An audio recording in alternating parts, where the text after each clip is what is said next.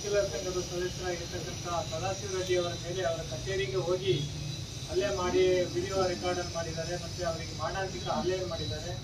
ಇತ್ತೀಚಿನ ದಿನಗಳಲ್ಲಿ ವಕೀಲರ ಮೇಲೆ ಹಲ್ಲೆ ಪ್ರಕರಣಗಳು ಜಾಸ್ತಿ ಆಗ್ತಾ ಇದೆ ಮತ್ತು ಇದರಿಂದ ವಕೀಲರ ಕುಟುಂಬಕ್ಕೆ ರಕ್ಷಣೆ ಇಲ್ಲದಂಗೆ ಆಗಿದೆ. ಹಾಗಾಗಿ ಈ ದಿವಸ ನಾವೆಲ್ಲರೂ ಸೇರಿ ಪ್ರೊಟೆಸ್ಟನ್ನು ಮಾಡಿಬಿಟ್ಟು ಮೌನ ಪ್ರತಿಭಟನೆಯನ್ನು ಮಾಡಿಬಿಟ್ಟು ಕೆಂಪು ಪಟ್ಟಿ ಮೂಲಕ ಕಟ್ಟಿ ಪ್ರೊಟೆಸ್ಟ್ ಮಾಡಿದ್ದೇವೆ. ಈ ಕುರಿತಾಗಿ ನಮ್ಮ ವಕೀಲರ ಸಂಘದ ಸದಸ್ಯರಾದ ಅವರಿಗೆ ಮಾತಾಡಬೇಕು.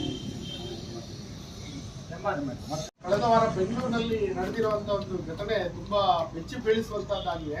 ಕಾರಣ ವಕೀಲರು ಅಂದಮೇಲೆ ಕೆಲವೊಂದು ಪ್ರಕರಣಗಳಲ್ಲಿ ಅವರು ಕಕ್ಷಿಗಾರರ ಪರವಾಗಿ ಮತ್ತು ವಿರುದ್ಧವಾಗಿ ಅನಿವಾರ್ಯವಾಗಿ ಅವರು ಕಾರ್ಯನಿರ್ವಹಿಸಬೇಕಾಗುತ್ತೆ. ಕೆಲವೊಂದು ಪ್ರಕರಣಗಳಲ್ಲಿ ಗೆಲುವಾಗುತ್ತೆ, ಕೆಲವೊಂದು ಪ್ರಕರಣಗಳಲ್ಲಿ ಸೋಲು ಉಂಟಾಗುತ್ತೆ. ಅದು ವೃತ್ತಿನಲ್ಲಿ ಸಹಜ.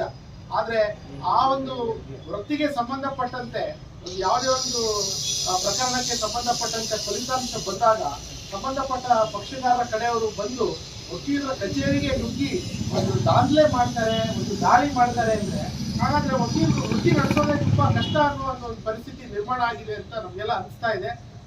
ಯಾವುದೇ ಒಂದು ವಿಷಯ ಇದ್ರೂ ಕೂಡ ಪರಸ್ಪರ ಮಾತುಕತೆಯ ಮೂಲಕ ಬಗೆಹರಿಸ್ಕೊಳ್ಳುವಂತ ಎಲ್ಲ ಅವಕಾಶ ಇದೆ. ಆದ್ರೆ ಹಿಂಸೆ ಹಾದಿ ಹಿಡಿಯೋದಿದೆಯಲ್ಲ ಅದು ತುಂಬಾ ಅಪಾಯಕಾರಿ. ಅದು ಯಾವುದೇ ವೃತ್ತಿನಲ್ಲಿ ವಕೀಲರಿರ್ಲಿ ಅಥವಾ ಒಬ್ರು ಡಾಕ್ಟರ್ ಇರ್ಲಿ ಅಥವಾ ಇಂಜಿನಿಯರ್ ಇರ್ಲಿ, ಅವರ ವೃತ್ತಿಗೆ ಸಂಬಂಧಪಟ್ಟಂತ ಅವರ ಕಕ್ಷಿದಾರರಿಗೆ ಯಾವ್ದಾದ್ರು ತೊಂದರೆ ಉಂಟಾದ್ರೆ ಅದನ್ನ ಪರಸ್ಪರ ಮಾತುಕತೆಯ ಮೂಲಕ ಬಗೆಹರಿಸ್ಕೊಳ್ಳಿಕ್ಕೆ ಅಥವಾ ತಪ್ಪಾಗಿದ್ರೆ ಅದನ್ನ ಸರಿಪಡಿಸ್ಕೊಳ್ಳಕ್ಕೆ ಅವಕಾಶ ಇರುತ್ತೆ. ಆದ್ರೆ ಹಿಂಸೆಯ ಹಾದಿ ಹಿಡಿದು ಆತರ ಒಂದು ರೌಡಿಸಂ ಪ್ರವೃತ್ತಿ ತೋರೋದಿದ್ದು ತುಂಬಾ ಒಂದು ತಪ್ಪು ಸಂದೇಶವನ್ನ ಸಮಾಜಕ್ಕೆ ಕೊಡುತ್ತೆ. ಇದು ಟೋಟಲಿ ರಾಂಗ್ ಮೆಸೇಜ್ ಹೋಗುತ್ತೆ. ಇವತ್ತು ಬೆಂಗಳೂರಿನಲ್ಲಿ ಆಗಿರುವಂತ ಘಟನೆ ಇವತ್ತು ನಾಳೆ ಶಿವಮೊಗ್ಗದಲ್ಲಿ ಆಗ್ಬೋದು, ನಾಡ್ದು ಸಾಗರದಲ್ಲೂ ಆಗ್ಬೋದು.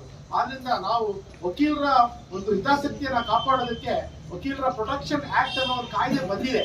ಆದ್ರೆ ಅಂತ ಕಾಯ್ದೆ ಬಂದಿರುವಂತ ಸಂದರ್ಭದಲ್ಲೂ ಕೂಡ ಅದನ್ನ ಲೆಕ್ಕಿಸದೆ ಕೆಲವು ದುಷ್ಕರ್ಮಿಗಳು ಅಂದ್ರೆ ಈ ರೌಡಿ ಎಲಿಮೆಂಟ್ಗಳು ವಕೀಲರ ಕಚೇರಿಗೆ, ಒಬ್ರು ಹಿರಿಯ ವಕೀಲರು ಸದಾಶಿವ ರೆಡ್ಡಿ ಬೆಂಗಳೂರಿನಲ್ಲಿ ಅವರಿಗೆ ಇಂಥ ಪರಿಸ್ಥಿತಿ ಬಂದಿದೆ ಅಂತ ಹೇಳಿದ್ರೆ ಇದು ಉಳಿದಿರ್ತಕ್ಕಂಥ ವಕೀಲರ ಪರಿಸ್ಥಿತಿ ಏನು ಅನ್ನೋದನ್ನ ನಾವು ಅರ್ಥ ಮಾಡ್ಕೋಬೇಕು. ಆದ್ರಿಂದ ಇಡೀ ರಾಜ್ಯಾದ್ಯಂತ ಇವತ್ತು ಈ ಘಟನೆಯನ್ನ ಖಂಡಿಸಿ ಪ್ರತಿಭಟನೆ ನಡೀತಾ ಇದೆ. ರಾಜ್ಯ ವಕೀಲರ ಪರಿಷತ್ನವರು ಕರೆ ಕೊಟ್ಟಿದ್ದಾರೆ. ಆ ಒಂದು ಕರೆ ಅನ್ವಯ ನಾವು ಪ್ರತಿಭಟನೆ ಮಾಡ್ತಾ ಇದ್ದೀವಿ.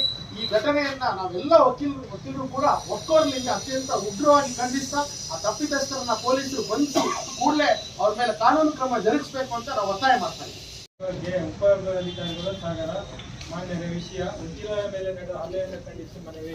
ಕರ್ನಾಟಕ ಉಚ್ಚ ನ್ಯಾಯಾಲಯದ ವಕೀಲರು ಹಾಗೂ ರಾಜ್ಯ ವಕೀಲ ಪರಿಷತ್ತಿನ ಸದಸ್ಯರಾದ ಸದಾಶಿವ ರೆಡ್ಡಿ ಅವರ ಮೇಲೆ ಮಾನಸಿಕ ಹಲ್ಲೆಯನ್ನು ದಿನಾಂಕ 16/4/25 ವಕೀಲರ ಕಚೇರಿಗೆ ಕಕ್ಷಿದಾರರ ನೆಪದಲ್ಲಿ ಹೋಗಿ ಇಬ್ಬರು ವ್ಯಕ್ತಿಗಳು ಕೈಬಲ್ ಪೈಕಿನಿಂದ ಮಾನಸಿಕ ಹಲ್ಲೆ ನಡೆಸಿ ಒಬ್ಬ ವ್ಯಕ್ತಿಯು ಹಲ್ಲೆ ನಡೆಸುವ ದೃಶ್ಯವನ್ನು ಮೊಬೈಲ್ನಲ್ಲಿ ಸೆರೆ ಹಿಡಿದಿರುತ್ತಾನೆ. ಈ ಇಬ್ಬರ ಹಿಂದೆ ಇರುವ ಕಾರಣದ ಕೈಗಳನ್ನು ಪತ್ತೆ ಹಚ್ಚಬೇಕೆಂದು ಆಗ್ರಹಿಸುತ್ತಾ ದಾಳಿ ನಡೆಸಿದ ದೂರವರು ಸದಾಶಿವ ರೆಡ್ಡಿ ಅವರಿಗೆ ಪ್ರಾಣದ ಧಕ್ಕೆಯನ್ನು ಹಾಕಿರುತ್ತಾರೆ.